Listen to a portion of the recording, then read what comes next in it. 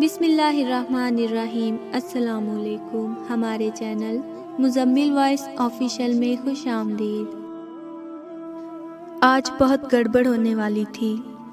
ناگیش بابا نے سکینہ کی طرف دیکھتے ہوئے کہا۔ سکینہ روزانہ ناگیش بابا کا چکر لگاتی تھی اور بابا کو اپنے عمل کی رپورٹ دیتی تھی۔ کیسی گڑبڑ بابا؟ اس اشفاق خان کو شک پڑ گیا تھا کہ یہ خواب اسے دکھائی ہی نہیں دیتے بلکہ وہ سچ مچ ایسا کرتا ہے۔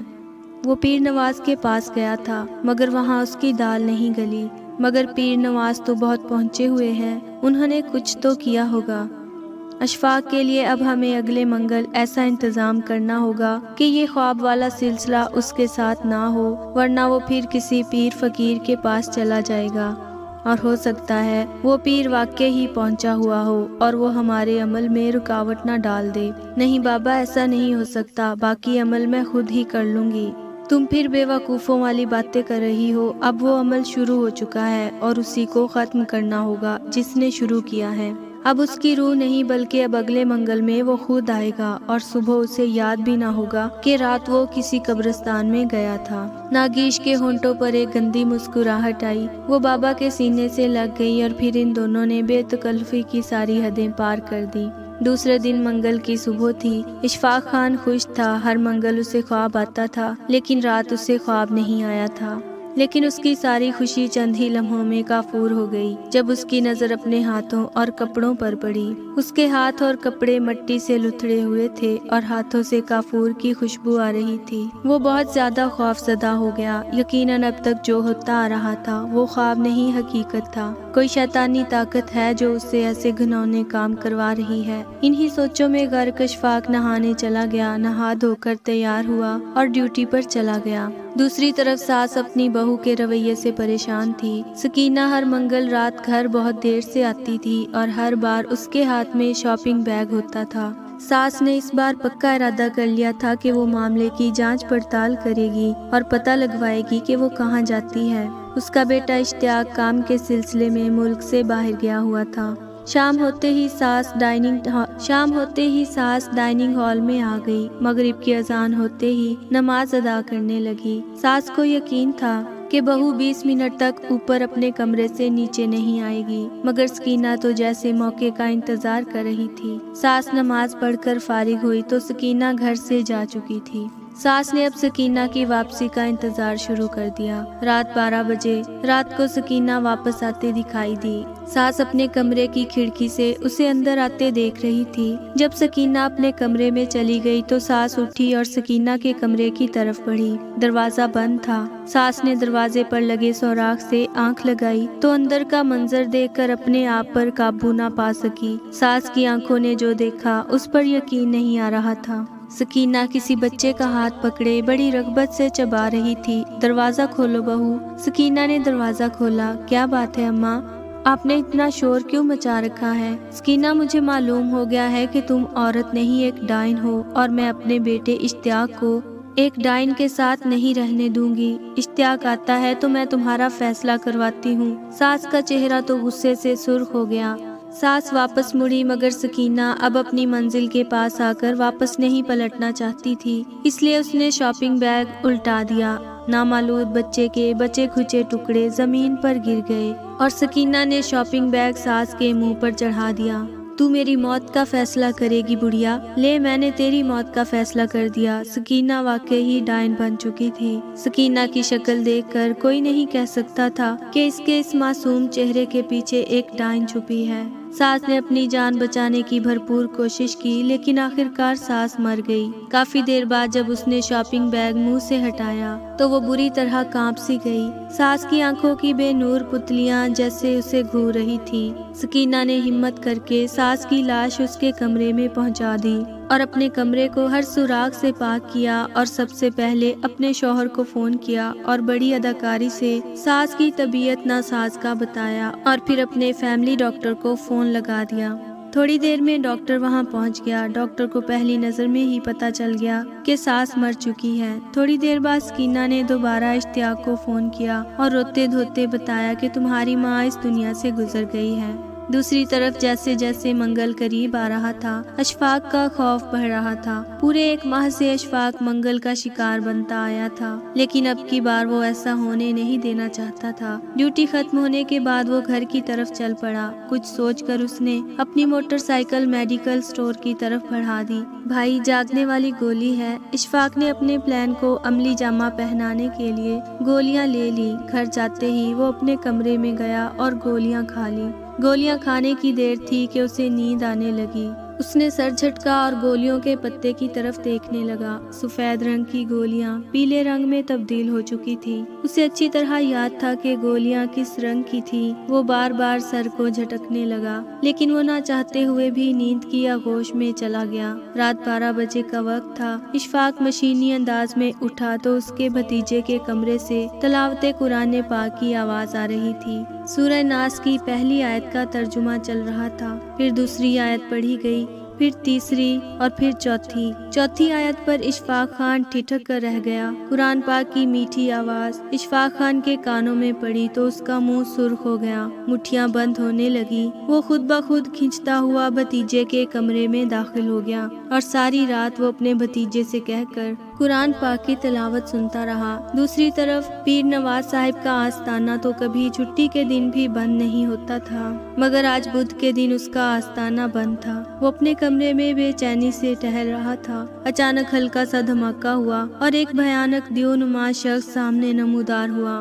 कहाँ मर गया था तू और काम पूरा क्यों नहीं किया? आपको मालूम है कि मैं रूहानी चीजों से दूर रहता हूँ। उसे मैं लाने ही वाला था कि कुछ नामालूम से अल्फाज मुझे झुलसाने लगे और मैं वहाँ से भाग आया। मैं बार बार वहाँ जाने की कोशिश करता रहा और बार बार वो नामानूस सी आवाज मेरे बदन में चिंगारियाँ छोड़ जाती। सारी रात वो इस कमरे से निकला ही नहीं तो मैं क्या करता? दफा हो जा यहाँ से, किसी काम का नहीं तू, पीर नवाज ने धाड़ते हुए कहा। उसके जाते ही पीर नवाज तहखाने में चला गया। तहखाने में जगह जगह पर बुत पड़े थे। एक बुत की जुबान बाहर निकली हुई थी, वो काली माता थी। पीर नवाज उसके कदमों में गिर पड़ा। मेरी जिंदगी अब तेरे हाथ में है माता, वो अमल किसी वजह से अधूरा रह गया है और अब मेरी जिंदगी खतरे में है। मुझे बचा लें काली माता, मुझे बचा लें। पीर नवाज गिड़गिड़ाने लगा, मगर उसे नहीं पता था कि काली ताकतें वक्त पड़ने पर अपना साथ छोड़ देती हैं। यकाएक एक तरफ से नीले रंग का खोलता हुआ लावा निकला और पीर नवाज के नाक और कान से निकलता हुआ उसके सारे जिस्म में सराहियत कर गया। उसके जिस्म से नीले रंग के आबले फूटने लगे और वो कपड़ों को फाड़ता हुआ तहखाने से बाहर निकल आया। दर्द की शिद्दत से उसके मुंह से दिल दहला देने वाली चीखें निकल रही थी। इशफाक खान, मैं तुझे नहीं छोड़ूंगा, ये तूने अच्छा नहीं किया। तू पल पल मौत के लिए तड़पेगा और तुझे मौत भी नहीं आएगी। पीर नवाज दांत पीसते हुए बुड़बुड़ा रहा था। उसने अपने मुलाजिम से कहकर एक रजिस्टर मंगवाया। इस रजिस्टर में इशफाक खान और उसके अहले खाना के नाम लिखे, उसके भाई भतीजों के नाम लिखे और उन नामों पर कुछ पढ़ता रहा। उसने मुलाजिम से कहकर सेहन में आग जलवाई और इशफाक खान और उसके अहले खाना की पर्चियां आग में फेंकने ही वाला था कि उसके सामने एक झमाका सा हुआ और एक फकीर हाथ में छड़ी पकड़े नमूदार हुआ। फकीर बोला, अब भी वक्त है, अपने करतूतों से बाज आ जा, शायद तुझे माफी मिल जाए। पीर नवाज गुस्से से बोला, तू किधर से आया है ढोंगी, दफा हो जा यहाँ से। नवाज, अब मुझे अपना काम करने दे। तूने बहुत गुनाह कमाए हैं, मगर हर इंसान पर तौबा का दरवाजा खुला रहता है। तू इन मासूमों को इनके हाल पर छोड़ दे और इस आग को बुझा दे ताकि तू खुद इस आग से बच सके। बाबा, अपनी बकवास बंद कर और दफा हो जा। बाबा, मेरा कोई अल्लाह नहीं है। ये कहते ही पीर नवाज ने पर्चियां आग में फेंकी और पास पड़ी ईंट उठाई और फकीर को दे मारी। ईंट फकीर के जिस्म से ऐसे गुजर गई जैसे वो कोई हवा का झोंका हो। पीर नवाज अब जितनी देर धूप में खड़ा रहता, वो नीले आबले पीर नवाज के जिस्म से फूटना बंद हो जाते। वो काली ताकतें जो कभी पीर नवाज का हथियार होती तो आज इसके खिलाफ थीं।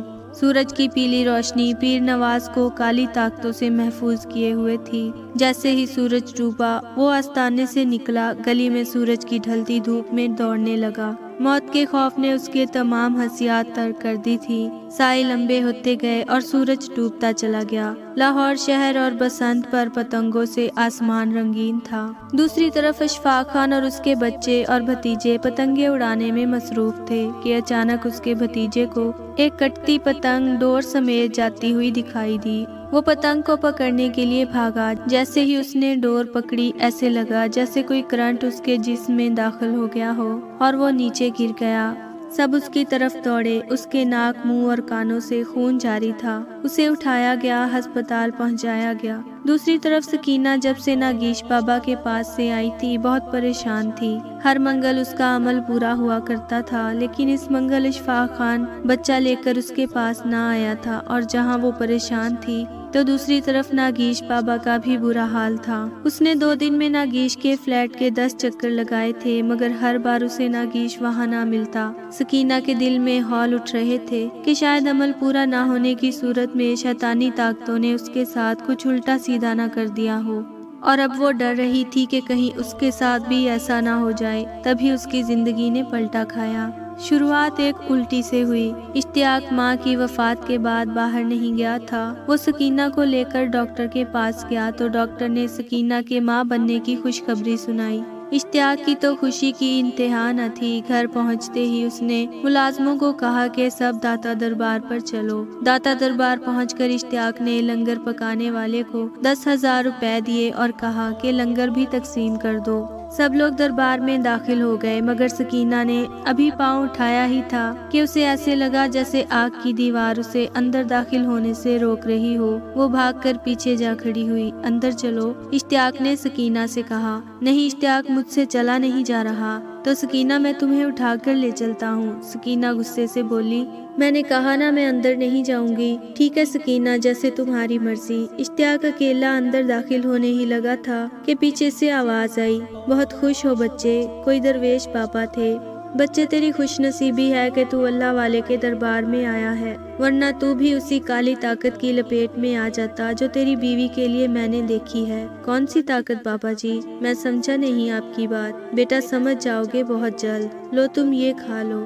درویش نے چند الائچی کے دانے اشتیاق کو دیے اور بولا، بیٹا ایک بات یاد رکھنا، اپنی بیوی کے پاس تب تک نہ جانا جب تک وہ اس بچے کو جنم نہیں دے دیتی، بعد میں اجازت ہے، اگر وہ اس قابل رہی تو۔ آخری جملہ درویش نے مسکراتے ہوئے کہا۔ اشتیاق کچھ پوچھنا چاہتا تھا، مگر دیکھتے ہی دیکھتے درویش غائب ہو گیا۔ لنگر وغیرہ تقسیم کرنے کے بعد وہ گھر لوٹ آئے۔ دوسری طرف اشفاق خان کے بھتیجے کی موت ہو گئی تھی۔ اشفاق خان کے بڑے بھائی کا تو رو رو کر برا حال تھا۔ اس کی بھابھی بار بار بے ہوش ہو جاتی تھی۔ بھتیجے کا کفن دفن ہو گیا، رات ہو گئی۔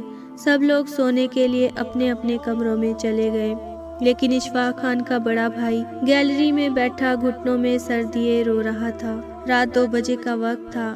ایک کمرے کا دروازہ کھلا اور اس کے بڑے بھائی کی بیٹی آہستہ آہستہ چلتے ہوئے اس کے پاس سے گزر گئی۔ بھتیجی پر نظر پڑی تو اس نے نوٹس نہ لیا کہ وہ کہاں جا رہی ہے، کیونکہ وہ اس وقت دکھ کی ایسی گہری دلدل میں تھا کہ چاہے تو کوئی مرضی کرے، اسے کچھ پرواہ نہیں تھی۔ اس کی بھتیجی چلتی ہوئی دادا کے کمرے میں آئی، جس کے ساتھ اشفاق خان کے دونوں بیٹے لیٹے ہوئے تھے۔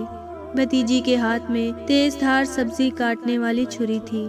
سامنے دادا بیڈ پر لیٹے ہوئے تھے اور دادا کے پہلو میں اشفاق خان کا بیٹا تھا۔ بھتیجی نے آگے بڑھ کر اشفاق خان کے بیٹے کو اٹھانا چاہا کہ اسی وقت دادا نے کروٹ بدلی۔ جیسے ہی بھتیجی نے پیچھے ہٹنا چاہا تو کوہنی سے گلاس نیچے گر گیا۔ ایک دم سے دادا اٹھے اور پوتی کے ہاتھ میں چھری دے کر ٹھٹک گئے۔ بیٹا یہ کیا ہوا ہے تمہیں، اور یہ چھری؟ پوتی کے منہ سے مردانہ عجیب سی آواز نکلی، یہ بچے مجھے دے دے بوڑھے، تیری باری ابھی نہیں آئی، اگر مجبور کیا تو سب سے پہلے تجھے ماروں گا۔ پوتی کے منہ سے یہ سن کر دادا پر وحشت طاری ہو گئی۔ اسی وقت اس لڑکی کے پیچھے سے ایک فقیر ظاہر ہوا اور بولا، تو نے جو کچھ بھی کرنا تھا کر لیا، اب ہماری باری ہے، نکل باہر اس جسم سے۔ فقیر نے لڑکی کی چوٹی پکڑی اور زور سے جھٹکے دینے لگا۔ لڑکی کے منہ سے مردانہ چیخوں کا طوفان جاری تھا، اور پھر ایک دھواں سا نکلا اور ایک کالے بھیانک دیو کی شکل اختیار کر گیا۔ اسی اثناء میں اشفاق خان اور اس کے بھائی بھی کمرے میں آ گئے۔ فقیر نے اس بھیانک دیو نما شخص پر کچھ پڑھ کر پھونکا، جس کی وجہ سے اسے چیخنے کی بھی مہلت نہ ملی اور وہ جل کر خاک ہو گیا۔ فقیر بولا، میں جانتا ہوں کہ آپ سب حیران ہوں گے کہ یہ سب کیا ہوا ہے، مگر اللہ تعالیٰ کا شکر ادا کریں کہ اس طرف سے میں غافل نہیں تھا، ورنہ اس مردود کا کالا جادو ان بچوں پر بھی اسی طرح حملہ آور ہوتا جس طرح صبح آپ کے چھوٹے بیٹے پر ہوا تھا۔ بابا جی، ہم یہ تو نہیں پوچھیں گے کہ آپ کون ہیں اور آپ ہماری مدد کے لیے کس طرح آئے۔ یقیناً آپ کوئی نیک ہستی ہیں، مگر اس بات کا جواب ضرور دے دیجئے کہ ہمارے اوپر کالا جادو کون کرے گا؟ ہمارا تو کوئی ایسا دشمن بھی نہیں ہے۔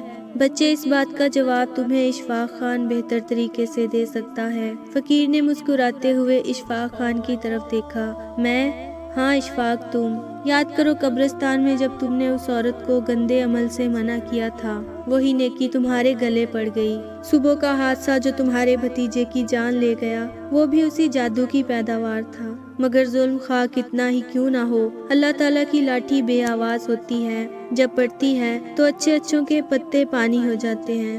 بابا جی، تو کیا جو خواب مجھے آ رہے تھے وہ حقیقت تھے؟ ہاں، وہ بلا شبہ ایک حقیقت تھے، اور شاید یہ عمل تم 7 منگل تک کرتے، مگر اللہ تعالیٰ کے پاک کلام کی بدولت عمل آدھے میں رہ گیا، جس کی وجہ سے وہ شخص کافی عذاب میں ہے، اور اب وہ تم سب اہل خانہ کا دشمن ہو گیا ہے، مگر اب وہ تمہارا کچھ نہیں بگاڑ سکے گا۔ میں نے تمہیں قبرستان میں دیکھا تھا، میں اسی دن سے تمہارے ساتھ ہوں، مگر بابا وہ شخص کون ہے؟ بچے، اس کا ایک روپ خواب میں تم دیکھ چکے ہو اور دوسرے روپ کا نام ہے پیر نواز۔ وہ شخص صبح کے وقت آستانے پر بیٹھ کر پیر نواز بنتا ہے اور رات کو سفلی علم کا ماہر بن کر ناگیش بابا کے نام سے ایک فلیٹ میں موجود ہوتا ہے۔ کام وہ شیطانی عمل سے ہی کرتا ہے، خواہ وہ آستانے میں ہو یا اس فلیٹ میں۔ اب میں چلتا ہوں، اور ہاں، صبح تم اپنے کام پر ضرور جانا۔ مگر بابا، گھر میں جوان موت؟ بیٹا، وہ بھی اللہ کی مرضی تھی اور یہ بھی اللہ کی مرضی ہے۔ ایک کام کا آخری انجام رکا ہوا ہے، اس نیک کام کا انجام تمہارے ہاتھوں ہی ہونا ہے۔ یہ کہتے ہوئے فقیر بابا دیوار کی طرف چلے اور غائب ہو گئے۔ فقیر کے جانے کے بعد سب نے اشفاق خان کو گھیر لیا۔ اشفاق خان نے سارا واقعہ سنا دیا۔ سب نے اللہ تعالیٰ کا شکر ادا کیا کہ اگلے دن فقیر کی ہدایت کے مطابق اشفاق ڈیوٹی پر چلا گیا۔ سارا دن وہ اسی کشمکش میں رہا کہ نہ جانے کون سا ایسا نیک کام ہے جو اس کی وجہ سے رکا ہوا ہے۔ سارے لاہور کا چکر کاٹتی اس کی 43 نمبر گاڑی ٹوکر سٹاک پر آئی۔ اس کی نظر راستے پر تھی کہ اچانک ایک جنگلی خنزیر اس کی گاڑی کے آگے آ گیا۔ وہ بھاگا ہوا روڈ کراس کرنے کی کوشش کر رہا تھا۔ کچل ڈالو اسے، کچل ڈالو، مسافروں کی آواز نے اسے قدم اٹھانے پر مجبور کر دیا۔ اگر وہ ایسا نہ کرتا تو وہ خنزیر نہ جانے کس کس کو نقصان پہنچاتا۔ اشفاق خان نے گاڑی کی رفتار تیز کی۔ خنزیر کی گردن بری طرح سے مڑی اور اس کی آنکھیں اشفاق خان کی آنکھوں سے ملی تو اشفاق خان نے گاڑی روک دی۔ اگر وہ خنزیر چاہتا تو بھاگ سکتا تھا، مگر وہ وہیں رک گیا۔ اشفاق نے ایک بار پھر زوردار جھٹکے سے گاڑی اس پر چڑھا دی۔ ایسا کرنے سے اب اشفاق خان مطمئن ہو گیا کہ اب وہ جانور مر چکا ہے۔ وہ گاڑی سے اترا، مگر قدم باہر رکھتے ہی ایک پولیس کی گاڑی اس کے پاس آ رکی اور ایک وردی نما شخص نے اونچی آواز سے کہا، ہم تمہیں گرفتار کرتے ہیں۔ دوسری طرف پیر نواز دوڑتا رہا۔ دھوپ ڈھلتی رہی اور آخرکار سورج ڈوب گیا۔ گلیوں سے نکل کر وہ سڑکوں پر آ گیا۔ ہر شخص اس کی حالت کو دیکھ کر کانوں کو ہاتھ لگا رہا تھا۔ اس کا تمام بدن گردن تک چھلنی بن چکا تھا۔ نیلے مواد نے اس کے چہرے کو نہیں چھیڑا تھا۔ اس کے منہ سے چیخوں کا طوفان بھی جاری تھا۔ کوشش کے باوجود بھی وہ چیخوں پر قابو نہیں پا رہا تھا۔ اسی وجہ سے ارد گرد کے لوگ اسے دیکھ کر توبہ توبہ کر رہے تھے۔ اسے کسی چیز کا ہوش نہیں تھا۔ نکلی داڑھی اکھڑ کر جھول رہی تھی۔ وہ تو بس دھوپ کی تلاش میں دوڑا جا رہا تھا۔ پھر کلمہ چوک کے پاس آ کر اس کی قوت برداشت جواب دے گئی اور وہ گر پڑا۔ گرتے ہی بے ہوش ہو گیا۔ نہ جانے کتنی دیر وہ بے ہوش رہا۔ دھوپ کی حدت محسوس ہوتے ہی اس کی آنکھ کھلی۔ سورج سر پر تھا، مگر وہ جانتا تھا کہ سورج نے سدا سر پر نہیں رہنا، اس لیے وہ اٹھا اور اپنی حفاظت کی تدابیر سوچنے لگا۔ اس کی چال میں اب لڑکھڑاہٹ تھی۔ کوئی تدبیر اس کے ذہن میں نہیں آ رہی تھی۔ آخرکار سورج ڈھلنے کا وقت آ گیا۔ اس نے افق کی طرف دوڑنا شروع کر دیا۔ टोकर स्टॉक पर वो पहुंचा तो रोड क्रॉस करते हुए उसे गाड़ी अपनी तरफ आती दिखाई दी। गाड़ी के ड्राइवर को देखकर वो हक्का बक्का रह गया। ये तो इशफाक खान था जिसके अहले खाना समेत उसने इशफाक खान की मौत की पर्ची लिखी थी, मगर इशफाक खान जिंदा था और गाड़ी लेकर उस पर चढ़ रहा था। पीर नवाज ने आंखें बंद कर ली। इशफाक खान ने उसके जिस्म को दोबारा कुचला। सामने 5 सिगरेट के खोखे पर बैठे लड़कों ने ये हादसा देखा तो जल्दी से पुलिस को फोन कर दिया। चंद लम्हों में पुलिस की गाड़ी पहुंच गई। इशफाक खान गाड़ी से उतरा तो एक ट्रैफिक पुलिस ने कहा कि हम तुम्हें गिरफ्तार करते हैं, लेकिन मेरा जुर्म क्या है? एक इंसान को बुरी तरह मारकर तुम कहते हो कि तुम्हारा जुर्म क्या है? एक मुसाफिर गाड़ी से उतरा और बोला, जनाब ड्राइवर ने किसी इंसान को नहीं बल्कि जंगली खंजीर को मारा है। सब मुसाफिर बोल पड़े, हाँ हाँ हम सब ने देखा है। सब गाड़ी के अगले टायर की तरफ आए, मगर वहाँ किसी जानवर या किसी इंसान या किसी भी चीज का कोई नामो निशान नहीं था और ना ही खून का एक कतरा था। सब हैरान हो रहे थे कि उन्होंने खुद एक जंगली खंजीर को मरते हुए देखा है और अब वहाँ कुछ भी नहीं। जबकि खोखे पर बैठे लड़के और दीगर दुकान वाले भी हैरान थे, मगर ट्रैफिक ऑफिसर के पीछे खड़े फकीर बाबा इशफाक को मुस्कुराहट भरी निगाहों से देख रहे थे। थोड़े ही दिनों में इशफाक खान की जिंदगी मामूल पर आ गई थी। दूसरी तरफ सकीना के यहाँ बेटा हुआ जो कई टुकड़ों पर मुश्तमिल था, जिसकी वजह से वो हमेशा हमेशा के लिए अपना ज़हनी तवाज़ुन खो बैठी। तो उसके बाद उसके शौहर ने दूसरी शादी कर ली, उसे पागल खाने में डाल दिया गया और फिर 1 माह के अंदर उसका नाता इस दुनिया से ख़त्म हो गया। इस कहानी से हमें ये सबक मिलता है कि बुराई का अंजाम हमेशा बुरा होता है। अल्लाह ताला से दुआ है कि अल्लाह ताला हमें हर हाल में अपने हिफ्ज़ो अमान में रखे, आमीन। तो कैसी लगी आपको ये कहानी? उम्मीद है बहुत पसंद आई होगी। इस वीडियो को लाइक कर दीजिए और हमारे चैनल को ज़रूर सब्सक्राइब कीजिए ताकि आपको इस तरह की मज़ीद कहानियाँ सुनने को मिले। शुक्रिया।